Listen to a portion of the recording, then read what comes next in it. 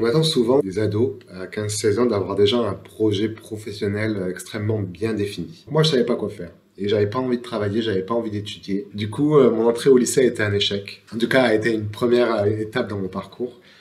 J'ai redoublé ma seconde, je me suis retrouvé en lycée professionnel de menuiserie, au cours duquel j'ai eu d'excellentes notes en matière générale, avec des profs qui me soutenaient beaucoup pour reprendre un parcours professionnel plus adapté à ma curiosité. C'est en passant par ce CAP que je me suis rendu compte que j'avais envie d'apprendre. J'ai décidé de passer un bac. Donc je pouvais pas retourner en lycée général, donc je m'inscris au CNED, Centre national d'enseignement à distance, pour préparer un bac ST2S, un bac technologique santé sociale. J'ai pu obtenir ce bac et au cours de ce bac, en fait, j'ai découvert la biologie, notamment la biologie humaine, mais la biologie à un sens aussi plus large, où j'ai pu me poser différentes questions de ce que je voulais faire et j'ai pensé notamment à infirmier, médecine évidemment, mais le concours m'a tout de suite freiné. Et enfin biologie, qui m'intriguait beaucoup. Il n'y avait pas, alors ici, il n'y avait pas de projet professionnel derrière, mais je me suis dit, pourquoi pas?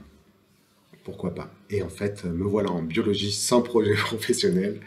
Et c'est là où c'est très important d'avoir une famille qui vous comprend et qui vous soutient. Merci maman. Dès la première année de biologie, j'ai discuté avec des enseignants-chercheurs et notamment, je me souviens très bien de Corinne Benassaya, qui était enseignante en génétique. Et en fait, en discutant avec elle, j'ai compris qu'il y avait un autre métier derrière celui du métier de professeur, qui avait le métier de chercheur. J'ai dit, c'est ça que je veux faire. Et donc, j'ai demandé combien de temps il faut pour faire ça. 9 ans. J'ai fait, ok, c'est parti. C'est parti pour 9 ans. Donc voilà, je ne savais pas exactement quel type de chercheur j'allais être, mais j'allais être un chercheur. Et je l'ai su dans les premiers mois de l'université de biologie. J'ai su. Ce qui a déterminé ma spécialité de chercheur, c'est finalement les rencontres humaines. Il y avait une discipline où j'étais pas très bon, mais j'ai très bien accroché avec la chercheuse Pascale Dufour. Et au fil des discussions, ben voilà, je me suis retrouvé à prendre des options en biologie de développement, à faire des stages, à rencontrer les gens dans les laboratoires, à voir ce que les gens faisaient dans différentes disciplines qui à la base ne m'intéressaient pas vraiment. Et j'ai trouvé ça génial. Je me retrouve en master recherche en embryologie, on appelle ça biologie de développement, biologie moléculaire. C'était pas du tout ce qui m'intéressait à la base. Et en fait, me voilà enfin ensuite en thèse sous la direction de Patrick Blader et Julie Battu. Et ça a été une aventure assez incroyable, tous les trois. À la suite de ce doctorat, me revoilà avec les mêmes questions.